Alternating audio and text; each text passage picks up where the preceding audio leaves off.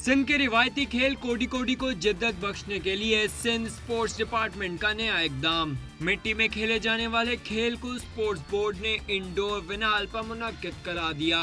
2 रोजा इवेंट के पहले रोज खिलाड़ियों ने अपनी सलाहियतों के खूब जौहर दिखाए, मगर खिलाड़ी नए तर्ज से खेल से ज्यादा खुश नजर नहीं आए। कहते हैं इंडोर खेलना आसान नहीं सर, ये ग्राउंड ही नहीं होता है। जब हम प्रैक्टिस खेलते हैं ना, वो खुला ग्राउंड होता है, वहाँ पर रेत होती है, तो वहाँ हमें खेलने में कोई तकलीफ नहीं होती है। अभी देखो ना, यहाँ बहुत तकलीफ, ये पाए देखे के खून निकल गया है। इसलिए सर हम गवर्नमेंट से अपील करते हैं, हमारे लिए एक अच्छा सा ग्राउंड बनाया जाए। यहाँ जो जगह थी ना, वो थोड़ा सा ऐसे था, जो नीचे गिरते थे थोड़ा चोटें लगती थी, इसी वजह से थोड़ा सही ना था। दूसरे जगह पे हम खेलते हैं, उधर रेती होती है, उधर चोट वोट नहीं लगती है, खेल का बहुत अच्छा मज़ा आता है।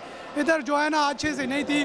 हम सिंध गवर्नमेंट से कहते हैं कि आइंदा के लिए जो ग्राउंड की सहूलत की जाए। सेक्रेटरी स्पोर्ट्स सिंध सलीम रजा का कहना है कि इस खेल को फरोग देने के लिए ये कदम उठाया गया। विनाइल है, सॉफ्टवेयर है, लेकिन अब आज महसूस हुआ कि ये कोडी कोडी के लिए सॉफ्टवेयर इतना नहीं है, क्योंकि ज़मीन पे थोड़ा सा ज़ख्मी होने का एहतमाल है। लेकिन फिर भी उन्होंने भी एहतियात की, इस तरह का कोई वाक़या नहीं हुआ।